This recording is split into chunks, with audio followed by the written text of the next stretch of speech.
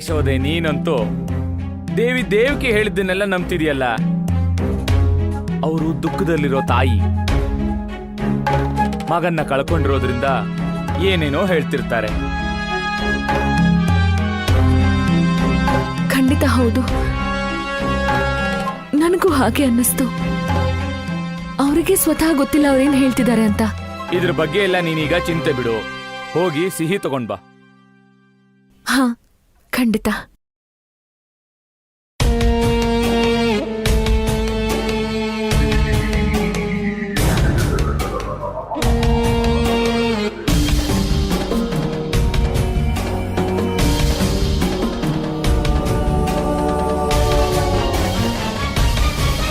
ಸಿಹಿತ್ ಇವ್ರು ಎಲ್ಲಿ ಹೋದ್ರು? ಇಲ್ಲಿ ಕೇಳಿ, ಎಲ್ಲಿ ಹೋದ್ರಿ? ಮುರಿಯಬೇಕು. ಅಲ್ಲಿನ ಪ್ರತಿಯೊಬ್ಬ ವ್ಯಕ್ತಿಯಲ್ಲೂ ಸಾಕಷ್ಟು ಭಯ ಹುಟ್ಟಿಸು. ಅವರು ಸ್ವತಃ ಬಂದು ನನ್ನಲ್ಲಿ ಆ ಬಾಲಕನ ರಹಸ್ಯ ಹೇಳಬೇಕು. ಇಷ್ಟು ವರ್ಷಗಳಿಂದ ಅಡಗಿರುವವನು ಹೊರಬರಬೇಕು. ಖಂಡಿತವಾಗಿ ನೀವೇನ್ ಹೇಳ್ತಿರೋ ಅದು ಹಾಗೆ ಆಗತ್ತೆ. ನಾನು ನಿಮ್ಗೊಂದು ಸುದ್ದಿ ಕೊಡಬೇಕು. ಅಲ್ಲಿ ಗೋಕುಲದಲ್ಲಿ ದೇವಕಿ ಯಶೋದೆ ಹತ್ರ ಕೃಷ್ಣನೇ ಅವಳ ಮಗ ಅಂತ ಹೇಳಕ್ಕೆ ಪ್ರಯತ್ನಿಸಿದಾಳೆ. ಆದ್ರೆ ಅದು ನಿಜ ಅಂತ ಯಾರೂ ನಂಬಲಿಲ್ಲ. ಸಾಧಿಸುವುದಾದರೂ ಹೇಗೆ? ಏಕೆಂದರೆ ಕೃಷ್ಣ ದೇವಕಿ ಅಷ್ಟಮ ಸಂತಾನವಾಗಲು ಸಾಧ್ಯವಿಲ್ಲ. ನೀನು ನಿನ್ನ ಬಾಲಕ ಕೃಷ್ಣನ ರಹಸ್ಯ ತಿಳಿಯಬೇಕು. ನಿನ್ನ ಕೃಷ್ಣನ ಹಿಂದೆ ಆ ವಿಷ್ಣುವಿನ ಯಾವುದೋ ಜಾಲವಿರಬಹುದು. ಅಧಿಕಾರ ಬೇಡ್ಕೊಂಡ್ರೆ ಸಿಗಲ್ಲ, ನಾವಾಗೆ ಕಸಿದ್ಕೊಳ್ಬೇಕು. ಗೋಪಬಾಲ್ರೆ, ಬೆಣ್ಣೆ ಪಡ್ಕೋಬೇಕು ಅಂತಂದ್ರೆ ನಮ್ಮ ಹತ್ರ ಕೇವಲ ಒಂದೇ ದಾರಿ ಇರೋದು, ಯುದ್ಧದ ದಾರಿ. ಯಾರ್ ದನ ಮೇಯ್ಸಕ್ ಹೋಗ್ತಾರೋ ಆ ಬೆಣ್ಣೆಗೆ ಅವರೇ ಒಡೆಯರಾಗ್ತಾರೆ.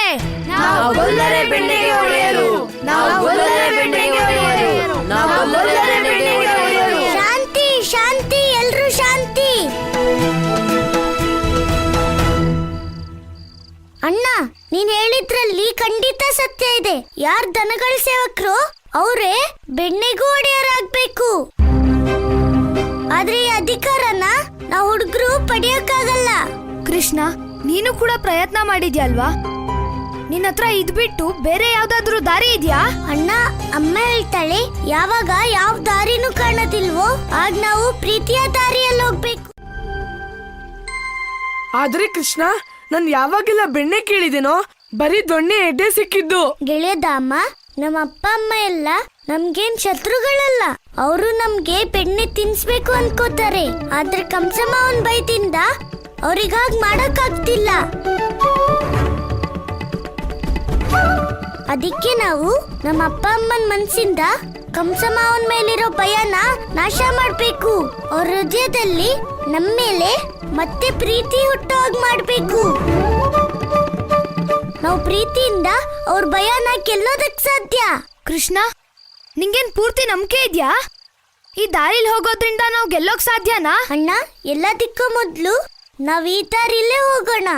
ಈ ದಾರಿಯಲ್ಲಿ ಗೆಲ್ಲಕ್ ಆಗ್ತಿದ್ರೆ ನಿನ್ನ ಉಪಾಯ ಇದ್ದೇ ಇದೆಯಲ್ಲ. ಸರಿ ಕೃಷ್ಣ, ನೀನ್ ನನ್ನ ಮುದ್ದು ತಮ್ಮ. ಅದಕ್ಕಾಗೆ ಮೊದ್ಲು ನಾವು ನೀನ್ ಹೇಳಿದ ಉಪಾಯನೇ ಮಾಡೋಣ. ನಮ್ ಪ್ರಾಣ ಬಿಟ್ಬಿಡ್ತೀವಿ. ಹೌದು, ನಾವು ಪ್ರಾಣ ಬಿಟ್ಬಿಡ್ತೀವಿ. ಹಾಗಾದ್ರೆ ಯಾವುದಕ್ಕೋಸ್ಕರ ಕಾಯ್ತಾ ಇದ್ದೀರಾ? ಹೋಗಿ ಆತ್ಮಹತ್ಯೆ ಮಾಡ್ಕೊಳ್ಳಿ. ಸಾಯಕ್ಕೆ ಭಯ ಆಗ್ತಿದ್ಯಾ? ಏನಾದ್ರೂ ಸಹಾಯ ಮಾಡ್ಲಾ?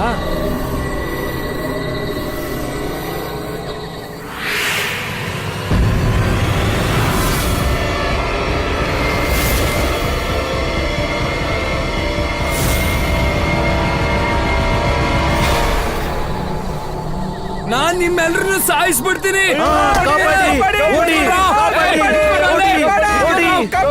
ಸಾಯಿಸ್ಬಿಡ್ತೀನಿ.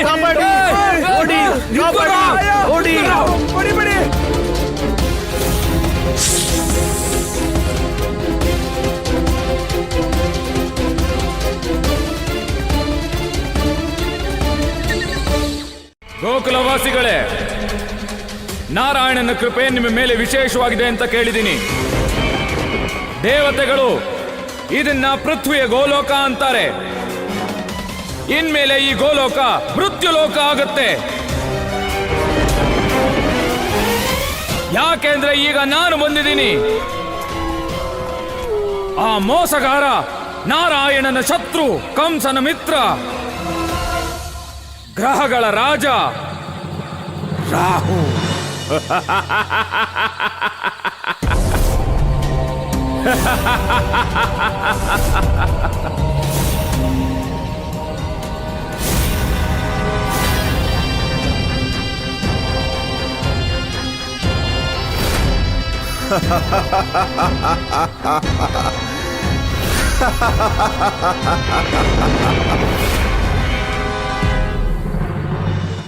ನನ್ನ ಸಂದೇಹ ಸತ್ಯ.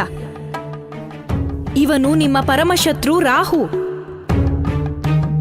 ಹಾ ದೇವಿ, ಇವನು ಅದೇ ಅಸುರ ರಾಹು. ಅವನು ಅಮೃತಪಾನ ಮಾಡದಂತೆ ತಡೆಯಲು ನಾನು ಇವನ ಶಿರವನ್ನು ಇವನ ದೇಹದಿಂದ ಬೇರ್ಪಡಿಸಿದ್ದೆ. ಅಮೃತ ಸೇವನೆಯ ನಂತರ ಇವನಿಗೆ ದೇವತೆಗಳ ಸಭೆಯಲ್ಲಿ ಸ್ಥಾನವೇನೋ ದೊರೆಯಿತು. ಆದರೆ ತನ್ನ ಅಂತರಾತ್ಮದಿಂದ ಅವನು ಇಂದು ಅಸುರನೇ. ನಾರಾಯಣ, ನಿನ್ನ ಮೋಸದಿಂದಾನೆ ನಾವು ರಾಕ್ಷಸರು ಅಮೃತ ತಗೊಳ್ಳೋದಕ್ಕಾಗ್ಲಿಲ್ಲ. ನೀನ್ ಯಾವತ್ತಿದ್ರೂ ನಮ್ಮ ಶತ್ರುನೇ. ಶತ್ರುವಿನ ಶತ್ರು ಯಾವತ್ತೂ ಮಿತ್ರನಾಗಿರ್ತಾನೆ. ಮತ್ ಇದಕ್ಕೆ ನಾನು ಕಂಸನಿಗೆ ಮಿತ್ರನಾಗಿದ್ದೇನೆ. ಅದರಿಂದ ನಾನು ನನ್ನ ಮತ್ತು ನಮ್ ಎಲ್ಲ ರಾಕ್ಷಸರ ಪರವಾಗಿ ಸೇಡು ತೀರಿಸ್ಕೊಳ್ತೇನೆ. ಇದೆಂಥ ಕಷ್ಟ ಬಂದಿದೆ. ಗೋಕುಲದ ಮೇಲೆ ಇದೆಂಥ ಕಪ್ಪು ನೆರಳು.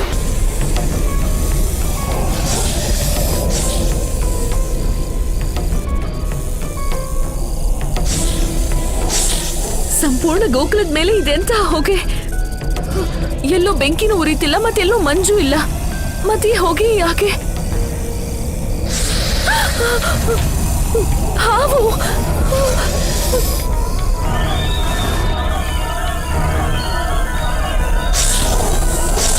ಈ ಹೊಗೆಯ ಪ್ರಭಾವದಿಂದ ಗಿಡಗಳು ಬಾಡ್ ಹೋಗ್ತಿವೆ.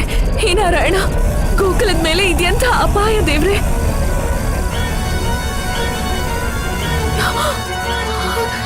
ಹೇ ನಾರಾಯಣ, ಈ ತುಳಸಿ ಗಿಡ ಸಹ ಬಾಡ್ ಹೋಯ್ತು. ಯಶೋದೆ,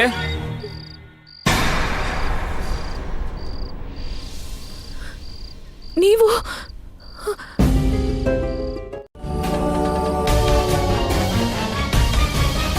ಯೋಚಿಸ್ಬೇಡ ಯಶೋದೆ. ಅಲ್ಲದೆ ರಾತ್ರಿ ತುಂಬಾ ಹೊತ್ತಾಗಿದೆ. ನೀನ್ ಹೋಗಿ ಮಲಕ್ಕೋ.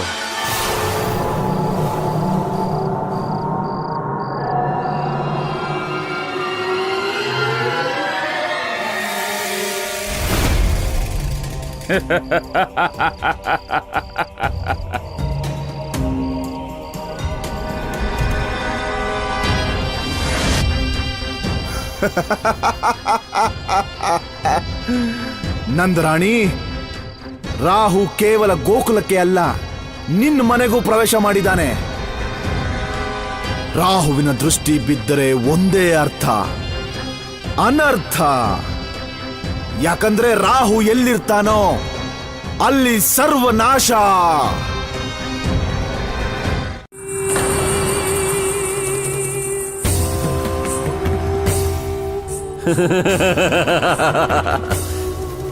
ಇದೇನು ಹೊಸ ರೂಪ ಧರಿಸಿರುವೆ ಮಿತ್ರ?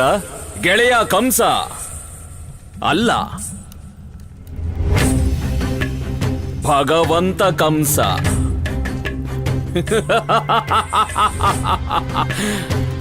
ಈ ಹೊತ್ತಲ್ಲಿ ನನ್ನ ಈ ಅಸುರ ರೂಪದ ಅವಶ್ಯಕತೆ ಇದೆ ಪ್ರಜಮಂಡಲ ವಾಸಿಗಳಿಗೆ.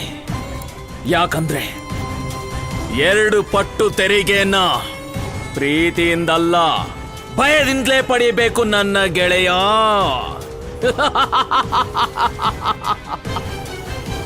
ಆಶೀರ್ವಾದವಿದೆ ಕಂಸನ ಅಲ್ಲ, ಭಗವಂತ ಕಂಸನ ಆಶೀರ್ವಾದವಿದೆ ಮಿತ್ರ ನಿನ್ನ ಮೇಲೆ.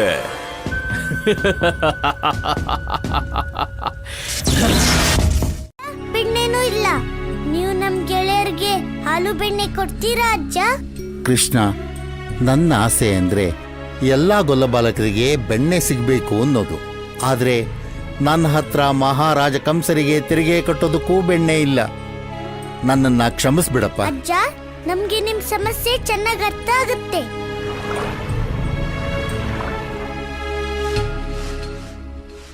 ಅಜ್ಜಿ, ನೀನ್ ನನ್ನ ನಿನ್ ಕಂದ ಅಂತೀಯಲ್ಲ ಅಜ್ಜಿ, ನಿನ್ ಕಂದಂಗೆ ಸ್ವಲ್ಪ ಬೆಣ್ಣೆ ಕೊಡೋದಿಲ್ವಾ ಅಜ್ಜಿ? ಕಂದ, ನಾನ್ ನಿನಗ್ ಬೆಣ್ಣೆ ಕೊಟ್ರೆ ಕಂಸನ ಸೈನಿಕರು ಎಲ್ಲಿ ನಿಮ್ಮನ್ನೆಲ್ಲ ಹಿಡ್ಕೊಂಡು ಹೊಡಿತಾರೆ ಅಂತ ಭಯ ಆಗ್ತಿದೆ. ಅದಕ್ಕೆ ಈ ಸಾರಿ ದಯವಿಟ್ಟು ನನ್ನನ್ನ ಕ್ಷಮಿಸ್ಬಿಡು ಕೃಷ್ಣ. ಏನು ತೊಂದ್ರೆ ಇಲ್ಲ ಅಜ್ಜಿ, ಅದ್ರಲ್ಲೂ ನನ್ಗೆ ಭಯದ ಬೆಣ್ಣೆ ಅಲ್ಲ, ಪ್ರೀತಿ ಬೆಣ್ಣೆ ಬೇಕಿರೋದು.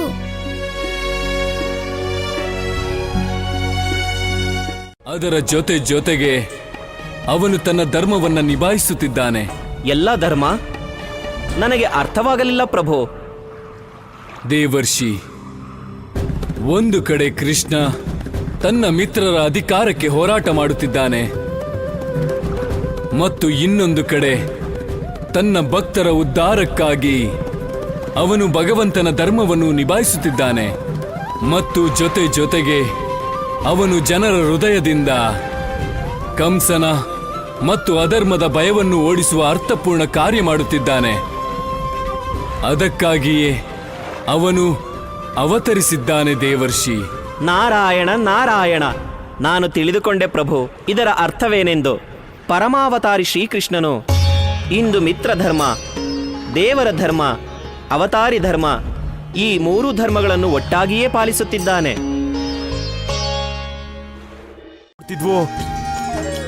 ಇವತ್ತು ಅವನಿಗೆ ಸ್ವಲ್ಪ ಬೆಣ್ಣೆ ಕೊಡೋದಕ್ಕೂ ಆಗ್ತಿಲ್ವಲ್ಲ. ನೋಡಿ, ನೀವ್ ಯಾವಾಗ್ಲೂ ಹೇಳ್ತೀರಲ್ವಾ, ನೀವು ನನ್ನ ನೋಡಿ ನಿಮ್ ದುಃಖ ಭಯ ಎಲ್ಲ ಮರಿತೀರಾ ಅಂತ. ನೀನ್ ನಿಜ ಹೇಳ್ದೆ ಕೃಷ್ಣ.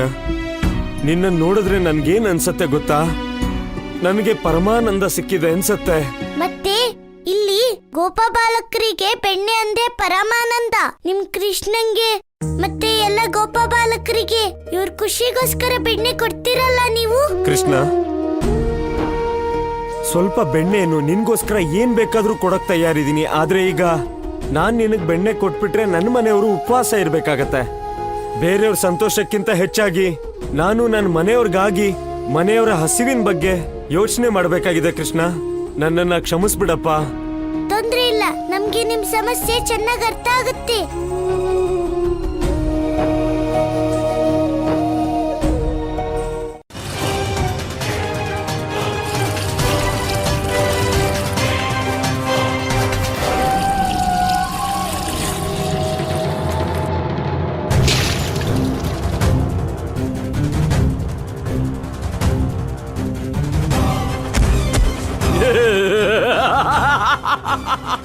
ನೋಡಿದರಾ ಗೋಕುಲವಾಸಿಗಳೇ, ಭಗವಂತ ಕಂಸರ ನ್ಯಾಯ.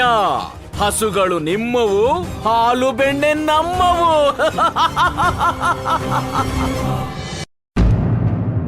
ಗೋಕುಲವಾಸಿಗಳೇ, ಇನ್ಯಾರಾದ್ರೂ ಉಳಿದಿದ್ದೀರಾ?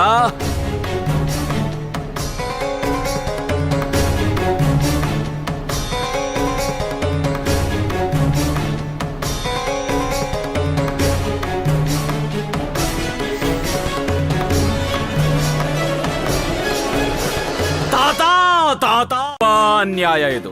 ಆದ್ರೆ ಭಗವಂತ ಕಂಸರ ಆಸ್ಥಾನದಲ್ಲಿ ಯಾರಿಗೂ ಕೂಡ ಅನ್ಯಾಯ ಆಗ್ಬಾರ್ದು.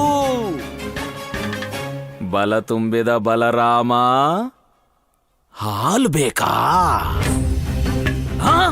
ಹಾಲು ಹಾಲು ಹಾಲು ಹಾಲು ತಗೋ, ಹಾಲು ತಗೋ, ಹಾಲು ತಗೋ.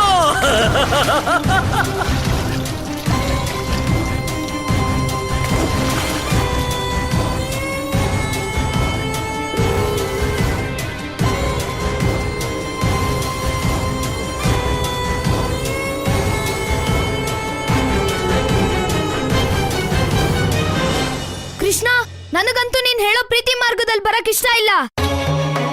ಅದಕ್ಕೆ ನಾನು ಇವನ್ಗೆ ಈಗ್ಲೇ ಶಿಕ್ಷೆ ಕೊಡ್ತೀನಿ. ಅಣ್ಣ, ಅಮ್ಮ ಹೇಳ್ತಾಳೆ ಕೆಟ್ಟ ಕೆಲಸ ಮಾಡೋರ್ಗೆ ಶಿಕ್ಷೆ ಖಂಡಿತ ಆಗುತ್ತೆ. ಆದ್ರೆ ಅದಕ್ಕೆ ಸರಿಯಾದ ಸಮಯ ಬರ್ಬೇಕು.